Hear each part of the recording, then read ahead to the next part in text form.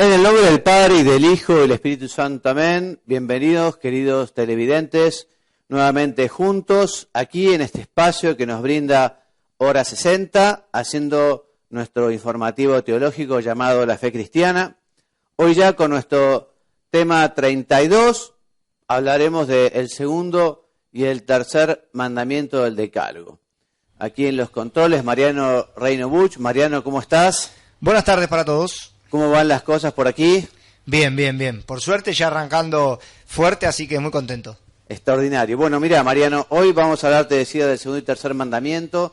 Estamos ya casi finalizando nuestro ciclo de 40 lecciones, vamos por la 32. Terminaremos con los mandamientos y luego, Dios mediante, veremos los últimos números sobre la oración como lo trae el Catecismo de la Iglesia Católica.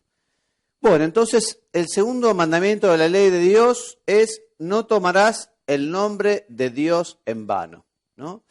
Y este mandamiento, por un lado, prescribe respetar el nombre del Señor y también manda honrar al nombre de Dios. Evidentemente, cuando hablamos del nombre, no son unas simples letras, D-I-O-S, como una bandera, no son simplemente unos colores, unas franjas de colores, sino que el nombre, ya lo veremos, representa la identidad, la esencia. Entonces, justamente al honrar, al deshonrar o al honrar el nombre de Dios, justamente estamos haciendo referencia a su personalidad, a su esencia, ¿no? A sus tres personas, que es Dios. Entonces, nos dice este mandamiento que no se ha de pronunciar sino para bendecirlo, adorarlo, glorificarlo. Nombre de Dios, lo que te decía.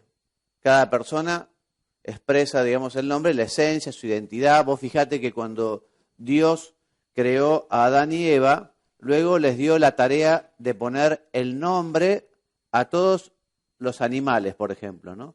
Entonces, de alguna manera, también esa tarea que Dios les da a Adán y Eva es para mostrarles que ellos tenían como cierta potestad, cierta propiedad, ¿no?, sobre aquello, porque el hecho de poner un nombre es asignarle también una misión también, de alguna manera, ¿no?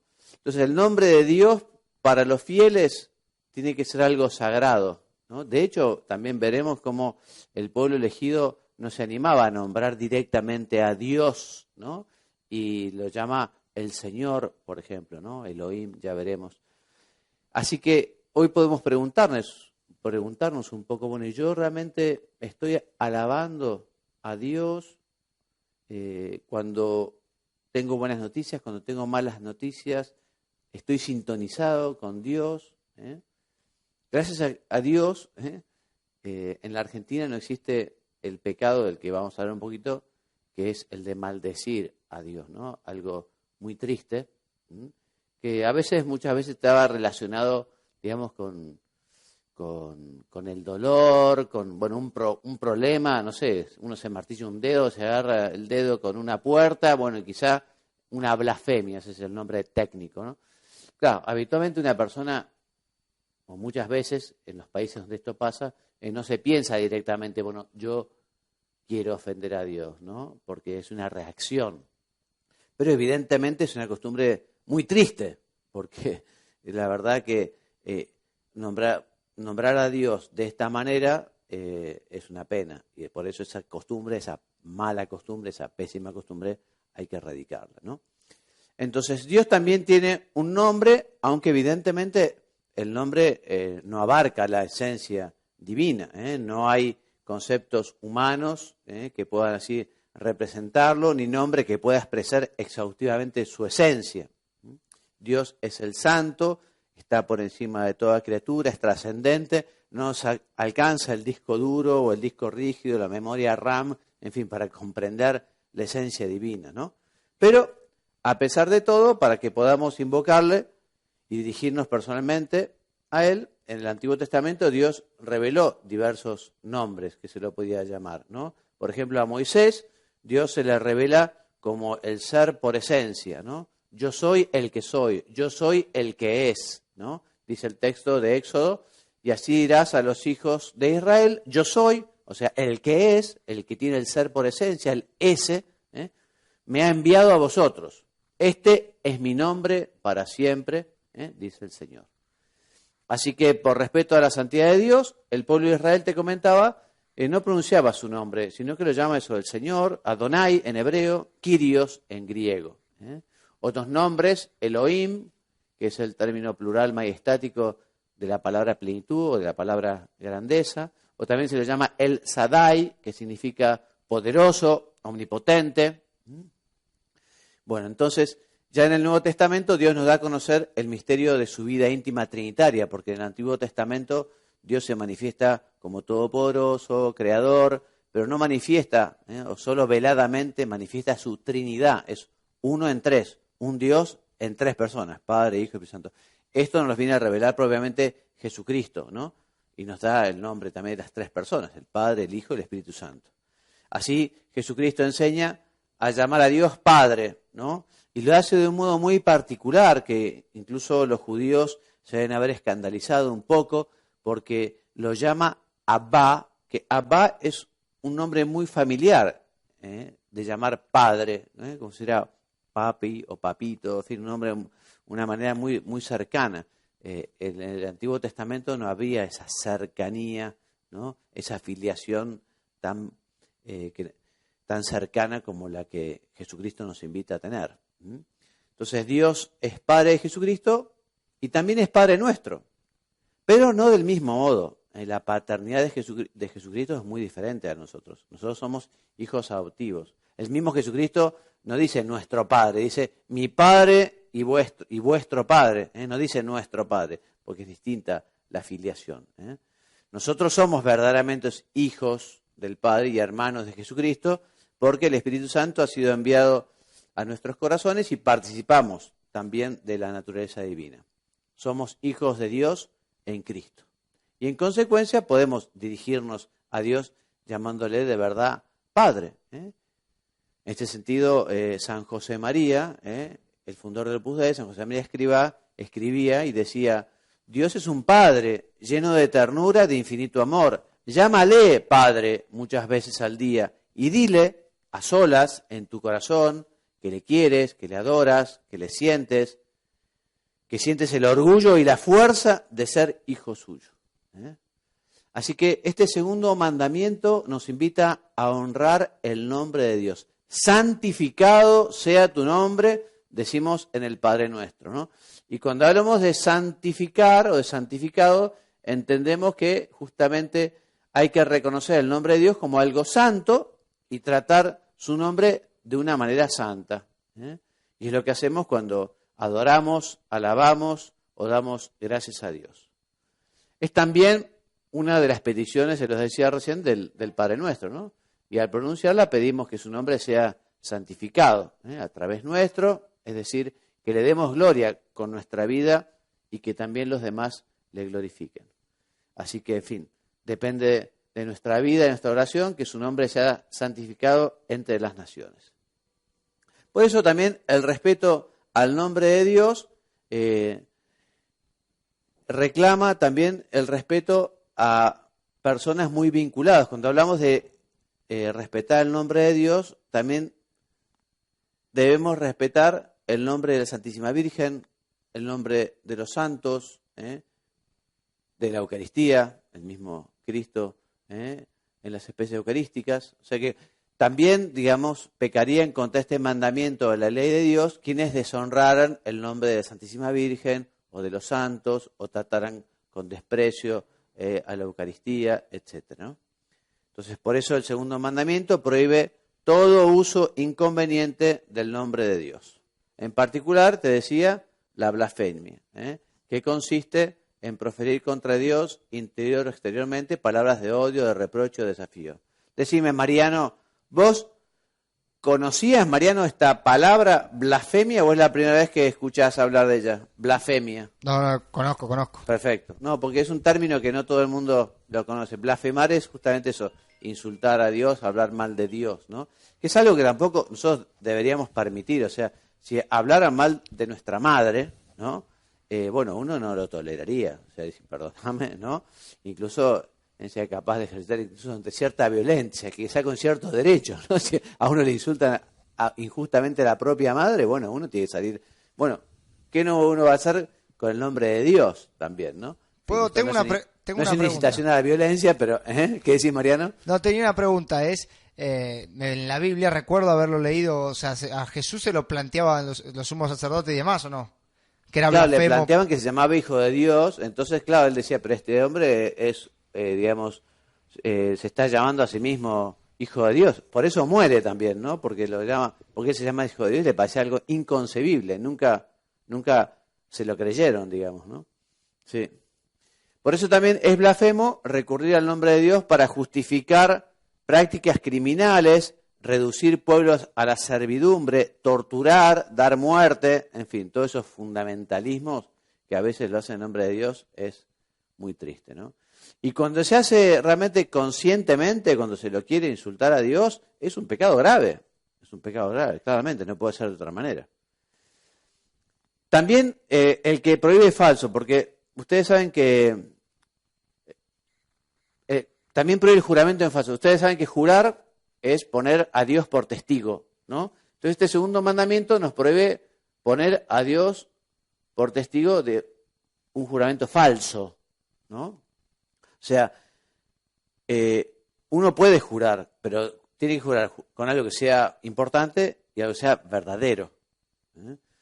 Por ejemplo, uno pone a Dios por testigo para dar garantía de una promesa, de un testimonio, para probar la inocencia de una persona, para poner fin a pleitos, controversias. O sea, hay circunstancias en las que es lícito jurar, y conveniente también. Por eso, si se hace, como te decía, con verdad y justicia, y es necesario, no es una necesidad, no es una tontería, es algo bueno y justo y algo moralmente bueno. Pero si evidentemente no es verdad, aquello es un pecado, ¿no? Es un pecado poner a Dios por testigo de algo falso con el juramento. Bueno, 2 palabras sobre el nombre del cristiano, sencillamente que la criatura humana es alguien, es una persona y habitualmente en el bautismo se le pone un nombre. Dice también el Código de Derecho Canónico que es bueno que el nombre del que se bautiza tenga el nombre de algún santo, así se encomienda a él, ¿no? Y probablemente lo que se refiere al nombre de cristiano surge en Antioquía, donde los discípulos reciben por primera vez el nombre de cristianos.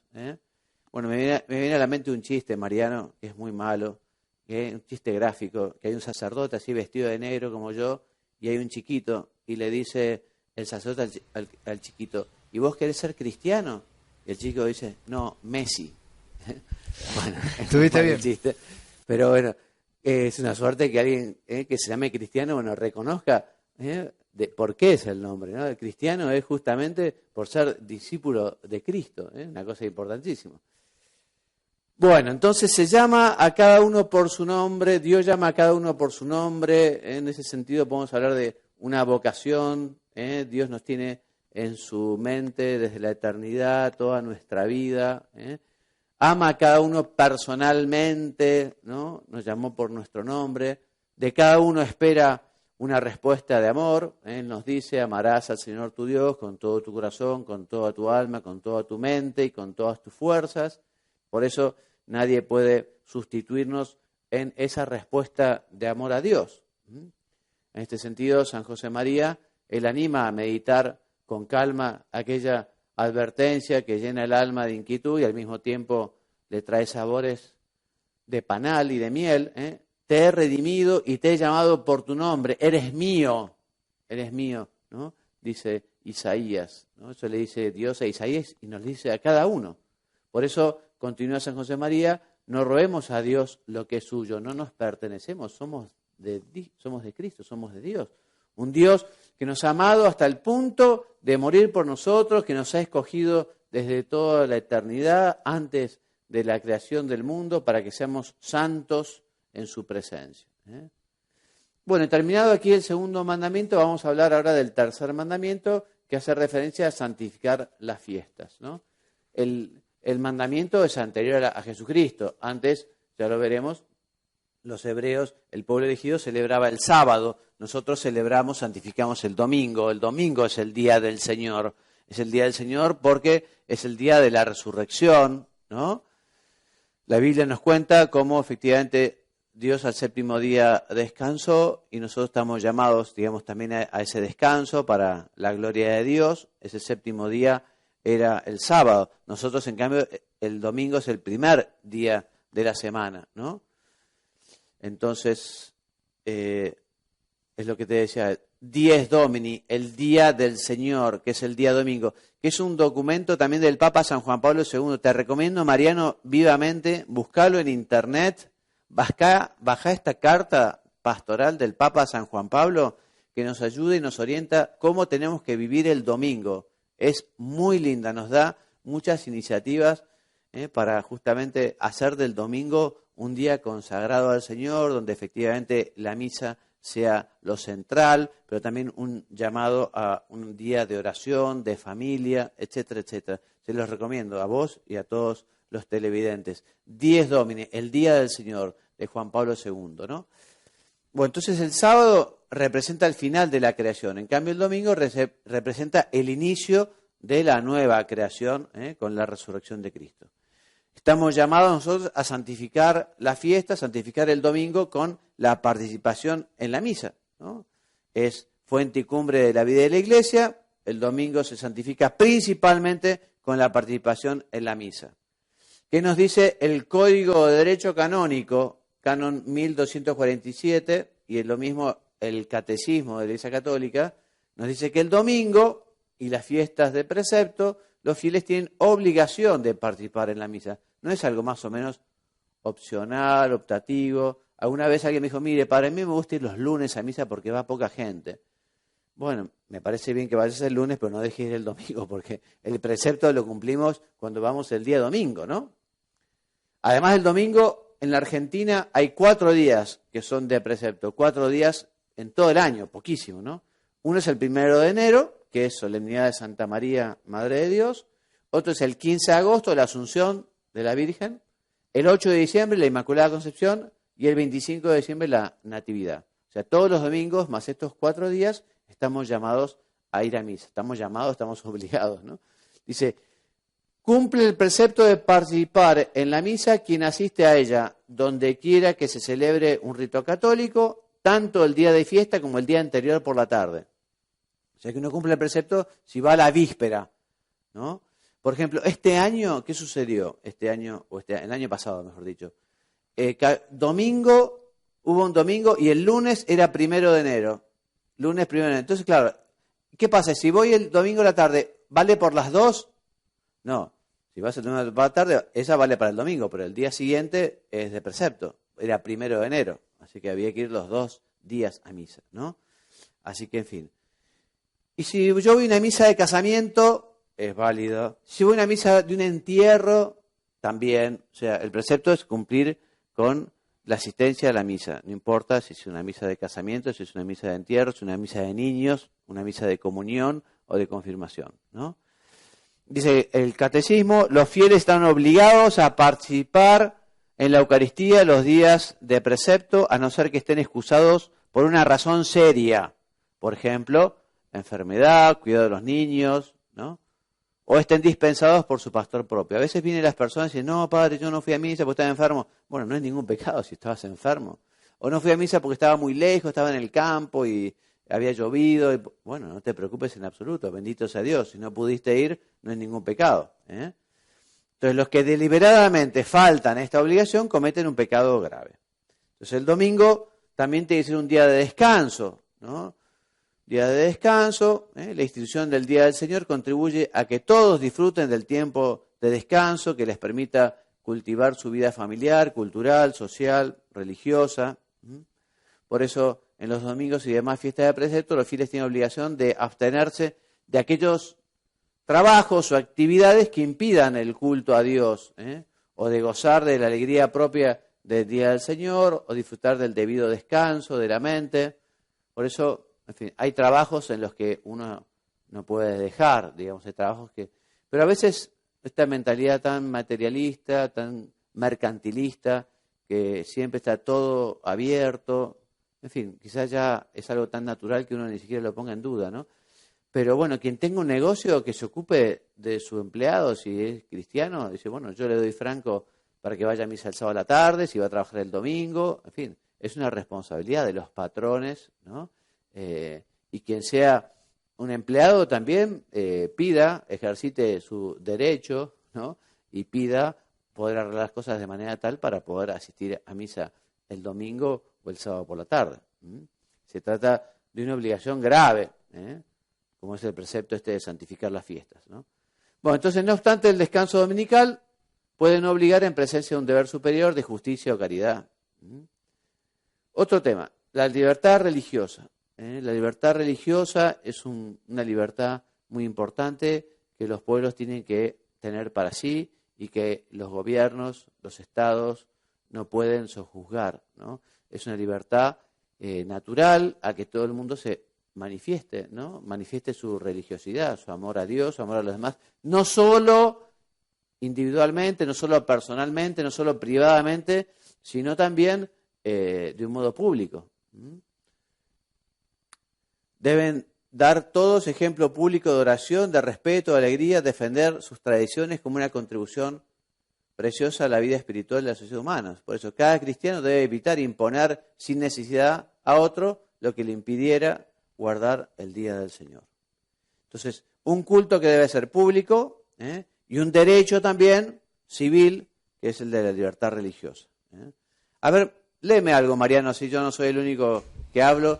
Léeme este texto aquí, que dice, actualmente... Se encuentra bastante extendida en algunos países una forma de pensar laicista que considera que la religión es un asunto privado que no debe de tener manifestaciones públicas y sociales. Por el contrario, la doctrina cristiana enseña que el hombre debe poder profesar libremente la religión en público y en privado. ¿Algún comentario personal sobre la cuestión?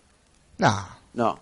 No, bueno, a ver, el primer hoy me párrafo... llegó una carta de la diócesis más pobre de la Argentina, de las más pobres, de Santiago del Estero, Añatuya, donde justamente manifestaban los firmantes junto con el obispo el respeto a la familia, el respeto a las tradiciones, como una queja a toda esta ola muy libertaria y muy moderna y muy del género y muy de dejar de lado un montón de cuestiones que hacen también a la esencia del país, como diciendo, bueno, estas cosas son un poco de la capital federal, ¿no? Porque acá en el interior se sigue viviendo la familia, se celebran los nacimientos, la gente vive en paz, en fin, también con cierta tranquilidad.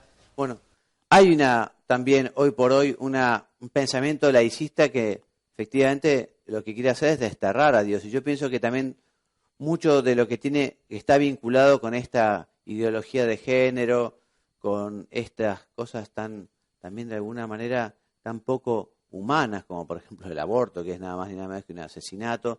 Bueno, realmente es muy triste, nos tiene que dar mucha pena. Y bueno, acá no solo va contra la libertad religiosa, sino con un derecho fundamental, que es el derecho a la vida, ¿no?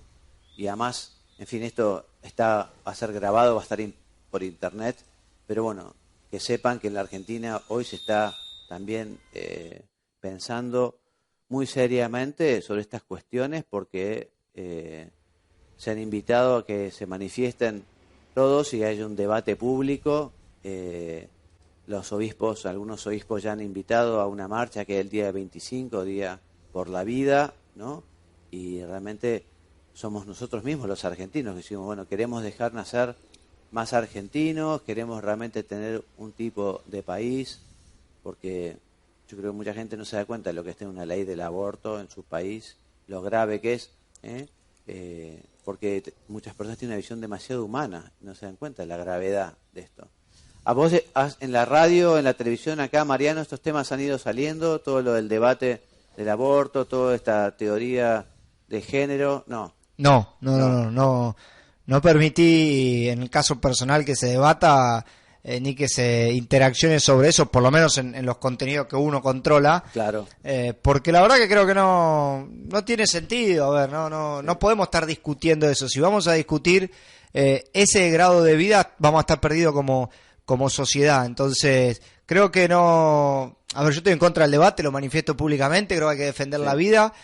y creo que dar lugar a esto en una sociedad como la nuestra es el principio del fin irremediablemente. Entonces, la verdad que ni pierdo el tiempo y sí creo que tenemos el desafío de ser más los que estamos convencidos de que hay que defender la vida, de que hay que desterrar este tema del aborto, y después obviamente se plantean situaciones de todo tipo. Bueno, habrá que buscar las respuestas a esas situaciones, eso sí me interesaría charlarlo. Sí, por supuesto. Pero esto de permitir los homicidios abiertamente y defenderlo, no, la verdad que ni reparo en que se charle. Ahora, vos sabés qué tema me preocupa, y por un lado tengo mucha esperanza en que yo creo que en general, si realmente hubiera manifestación del pueblo argentino, de todos los habitantes de esta nación, yo creo que la mayoría tiene que tener sentido común, sentido humano, sentido cristiano. Yo no creo que la gente esté tan ideologizada.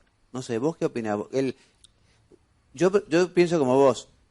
No tiene sentido hacer un debate cuando es un tema tan peligroso. Un padre de familia no va a debatir con los chicos a ver si una pistola rusa, una pistola a ver si sale o no sale la bala, porque esto es muy peligroso, ¿no? Pero también puede ser interesante, bueno, ¿qué pensamos nosotros en la Argentina sobre este tema? El tema es, yo no sé hasta cuánto la gente tiene ese conocimiento, hasta dónde la ideología ha penetrado, o hasta dónde son unos pocos los que hacen tanto ruido. No sé. Yo creo que pasan dos factores. Uno es que los que defendemos la vida somos más pasivos. Sí, el otro sector es más reaccionario. Creo que ese es el primer motivo. Y lo segundo, un poco lo que decías vos antes. Esto es una moda, esta idea de tanta libertad en todos los aspectos. Bueno, ahora estamos jugando en esta idea de libertad, para mí, en lo más fino de todo, que es la vida. Sí. Entonces, como es una moda y como se va imponiendo cualquier moda, ha llegado a lo más fino y a lo más delicado del ser humano, que es la vida. Entonces, creo que hay que ponerle un freno. Y el motivo que yo digo de frenar esto es que nosotros somos muy pasivos. Y eso hay que reconocerlo. Y es un mea culpa nuestro. Sí. Hay mucho individualismo.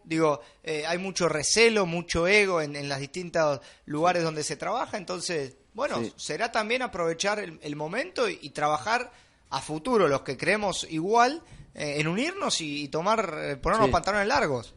Sí, yo creo que efectivamente esto también nos va a hacer pensar y tenemos que movernos, hablar, explicar, dialogar y salir un poco eso de la comodidad.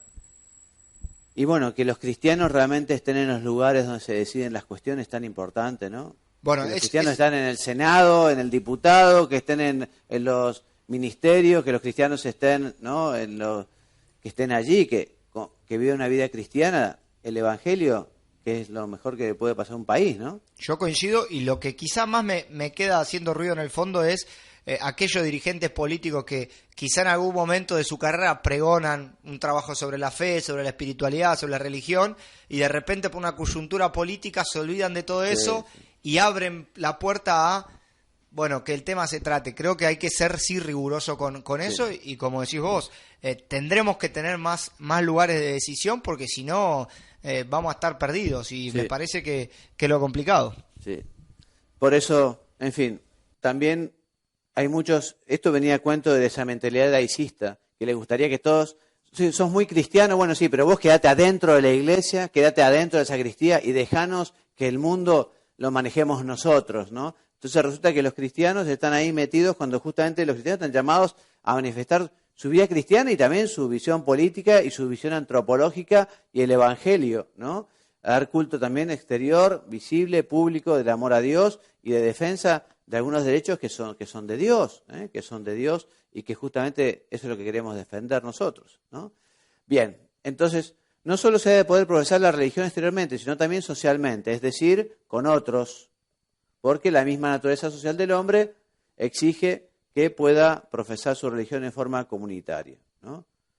Bueno, se hace injuria a la persona humana si se le niega el libre ejercicio de la religión. Hay muchos países muy fundamentalistas que no permiten que los hombres se manifiesten cristianamente, por ejemplo, ¿no? Por eso la autoridad civil, cuyo fin propio es velar por el bien común, debe reconocer la vida religiosa de los ciudadanos y favorecerla, ¿no?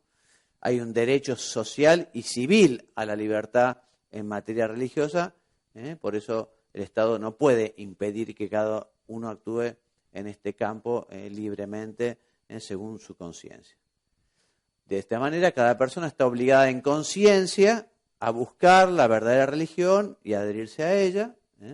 Y nosotros, de alguna manera, los cristianos que tenemos este tesoro, estamos llamados a mostrarlo, a invitar a las personas a que conozcan el mensaje del Evangelio, el mensaje de Jesucristo.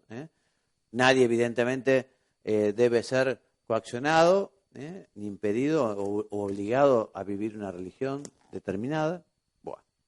Bueno, y con esto vamos terminando. Les leo el número 302 del libro Surco de San José María, que dice que esta es tu tarea de ciudadano cristiano, contribuir a que el amor y la libertad de Cristo presidan todas las manifestaciones de la vida moderna.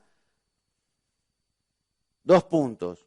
La cultura y la economía, el trabajo y el descanso, la vida de familia y la convivencia social, lo que te decía, ¿no? Donde esté un cristiano tendría que estar Cristo. Y los cristianos tendrían que estar en todos estos ámbitos. En el ámbito de la cultura, de la economía, del trabajo, del descanso, de la vida de familia, de la política, etcétera, ¿no? Bueno, hasta aquí nuestro programa de hoy entonces. Como siempre, nuestra bibliografía básica ha sido el Catecismo de la Iglesia Católica, los números 203 a 213 y 2142 a 2195, ¿no? Así que bueno, los dejamos por hoy. Mariano, Dios mediante, el jueves que viene vamos a comenzar con el 4º mandamiento de la ley de Dios, que es referencia a honrar padre y madre, que son las obligaciones de los padres para con los hijos, también de los hijos para con los padres, también de la importancia que tiene que los ciudadanos tengan amor por la patria. El patriotismo entra dentro de este 4º mandamiento, los deberes de los gobernantes, etcétera, etcétera. Bueno, me despido entonces enviándoles la bendición. Que Dios los bendiga y los haga muy santos. Amén.